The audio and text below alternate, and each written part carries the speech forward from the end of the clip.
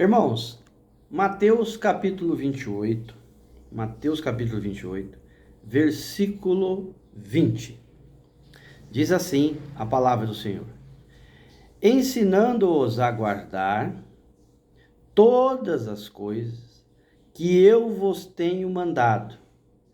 E eis que eu estou convosco todos os dias, até a consumação dos séculos. Amém. Note que essas palavras do Senhor Jesus são as palavras que ele está agora comissionando, dando ordem aos seus discípulos, né? Após a sua ressurreição. Após chegar até os discípulos, né? Quando ele ressuscita, então agora ele vai lá, né? Muitos estão ali, tem vários sentimentos, uns de alegria, outros de medo, outros de descrença, como o próprio Tomé, mas o próprio Senhor Jesus então agora dissipa toda aquela nuvem, né, de incertezas, porque agora ele ressuscitou. Então ele agora fala para os seus discípulos qual é o dever dele, né? Que era o dever dos apóstolos, dos discípulos, era o quê? Ensinar a sua palavra.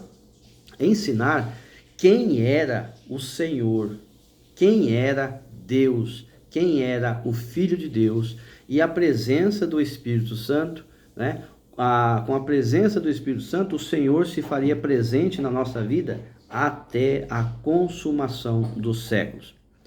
Note que muitas vezes na nossa vida, nós lemos esse versículo, mas na prática do dia a dia, nós nos sentimos muito sozinhos muitas vezes, quase que desesperançados, meus irmãos. Porque nós não somos feitos, né, no decorrer da nossa história, por mais se nós pegarmos assim para refletir, nós não somos feitos para ficar isolados,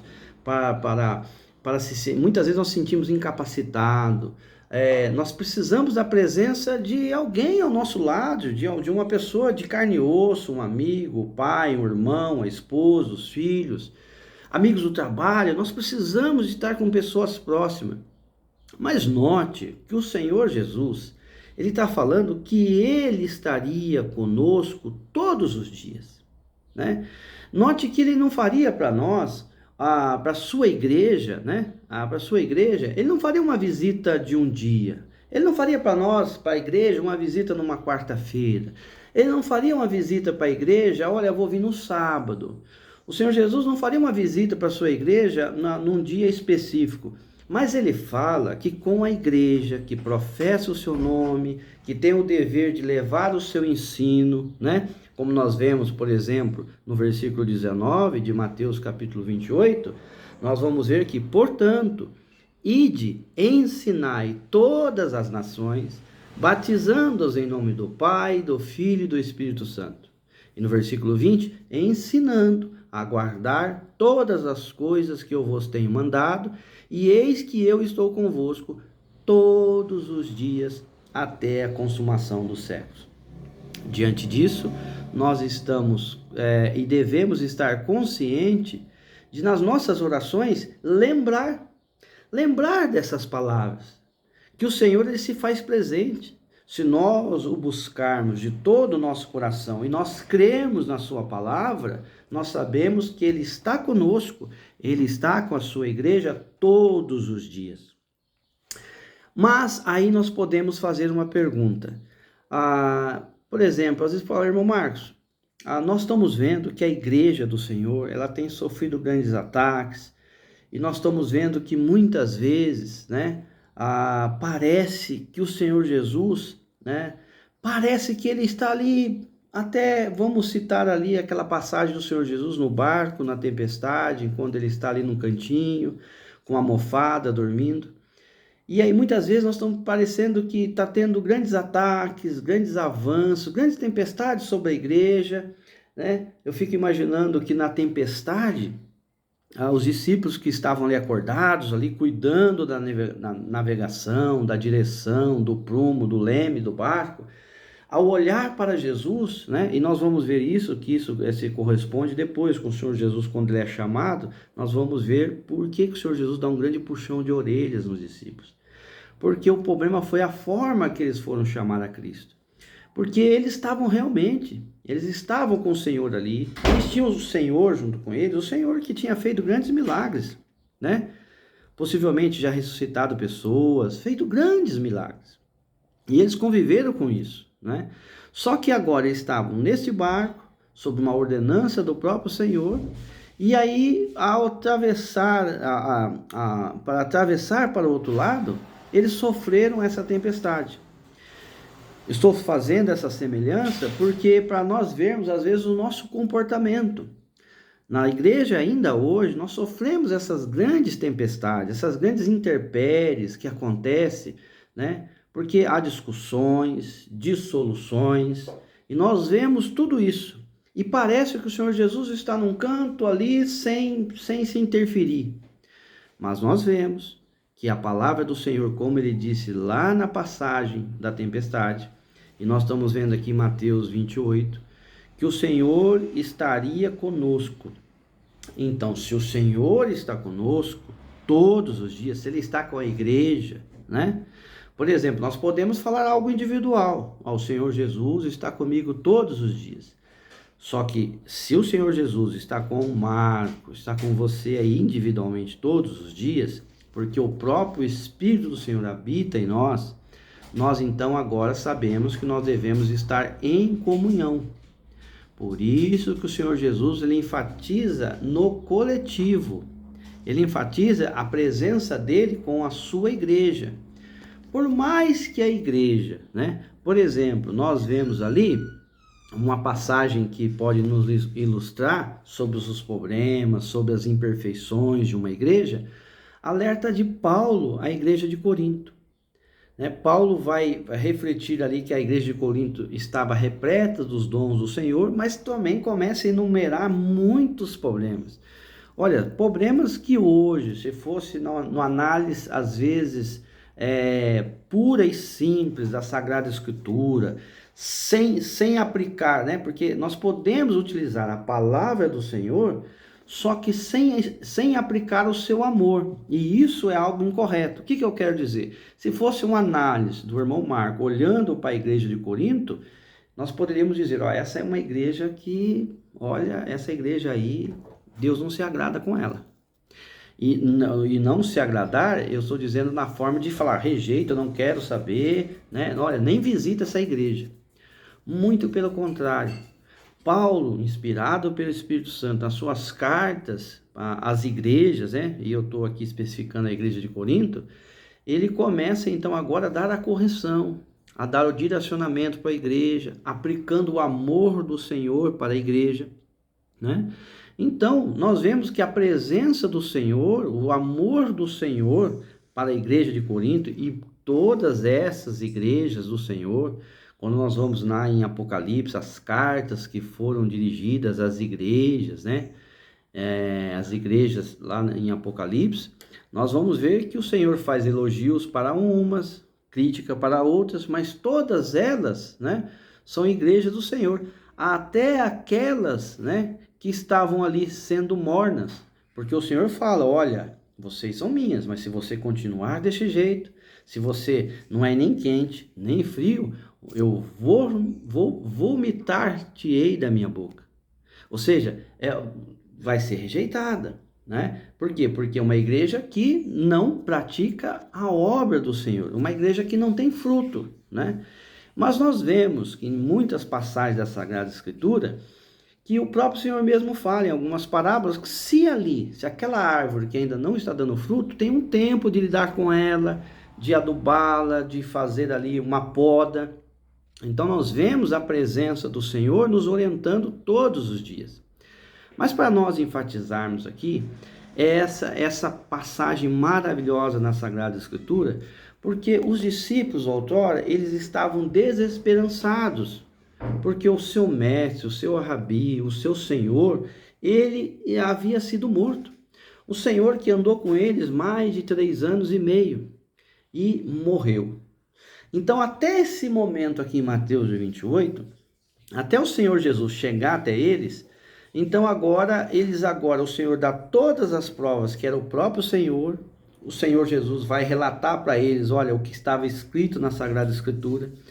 Quando o Senhor Jesus, lá em Lucas também, vai falar para os dois discípulos lá que estavam indo embora, naquele domingo de manhã, naquele domingo desesperançado para eles ainda, porque já havia 3 dias que o seu mestre, né, havia sido pregado na cruz, né, inclusive foi colocado num túmulo, foi colocado ali, né.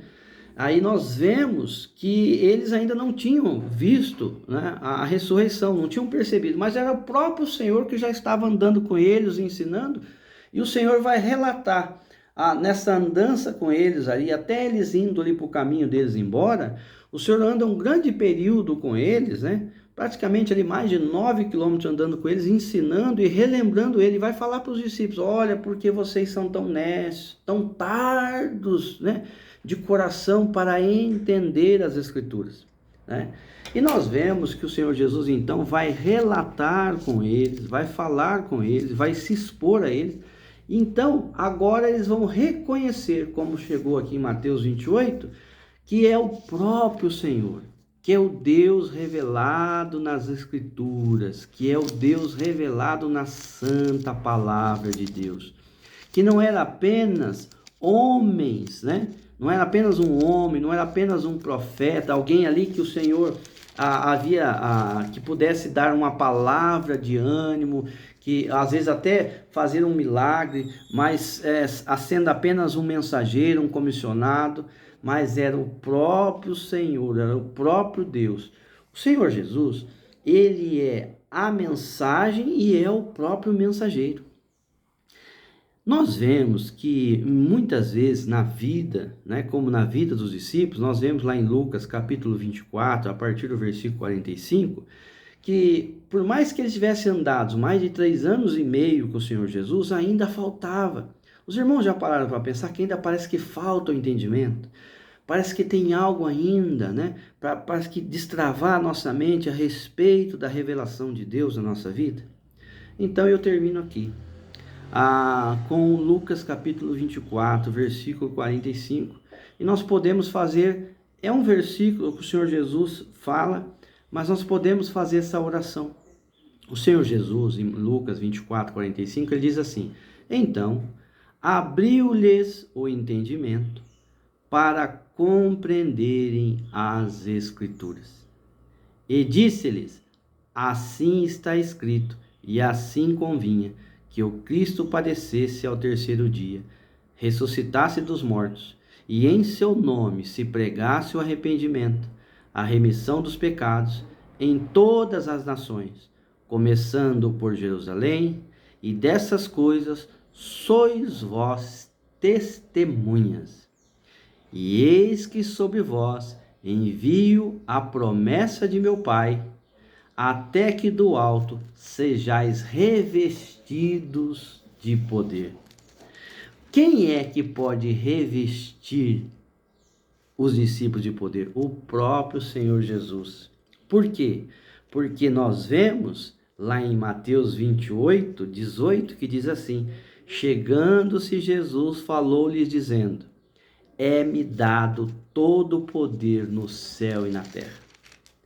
Se esse Senhor, que foi dado a ele todo o poder no céu e na terra, somente ele pode distribuir com o seu Espírito Santo o seu poder, distribuir dons aos homens, como nós vemos lá em Atos capítulo 1, né? Vamos dar uma olhada bem rapidinho, Atos capítulo 1, versículo 8, nós vamos ver a promessa do Senhor, praticamente ali falando qual que era essa promessa, como que seria essa promessa.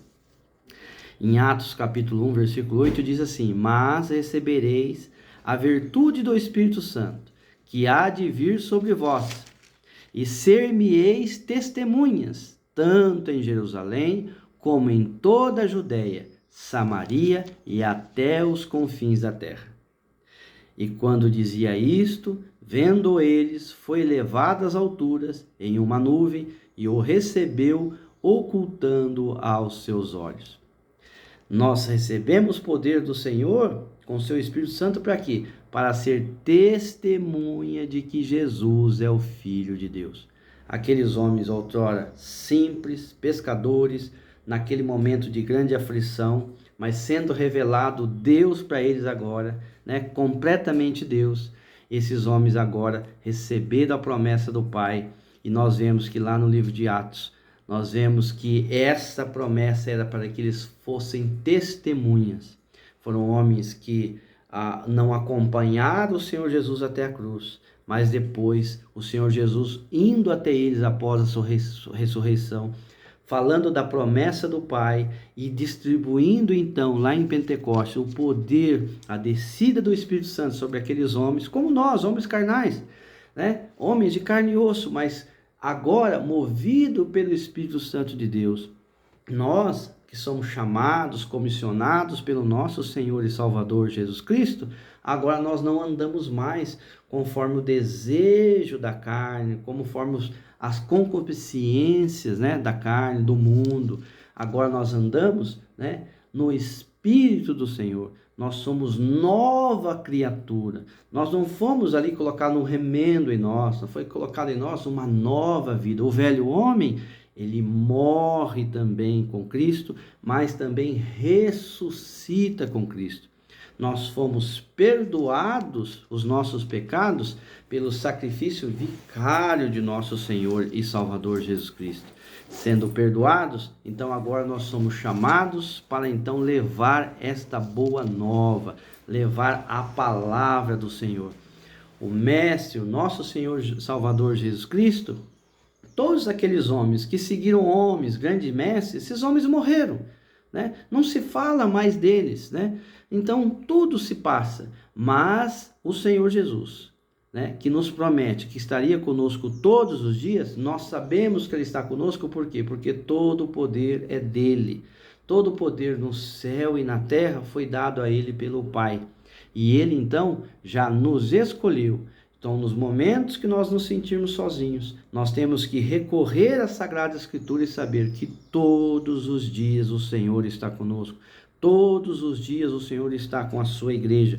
Por mais que problemas aconteçam, por mais que nós nos sentimos fracos, nós temos que perceber que muitas vezes uma grande árvore, uma planta muito bonita, quando ela é podada, ela cai um pouco o seu vigor, né? Ela diminui um pouco a sua sombra, o seu alcance da sombra, mas nós vemos que ela é podada para ser revigorada, para ela poder então agora dar novos brotos, dar novos frutos, e sempre quem é que cuida dela, seja quando ela está linda, bonita, e mesmo na parte de podar, do cuidado, muitas vezes ali de uma praga que se acaba acontecendo na planta, é o Senhor, é o grande jardineiro, é o grande Senhor que está cuidando dela, tá bom? Fique nessa paz e saiba que todos os dias o nosso Senhor e Salvador Jesus Cristo está com a sua igreja.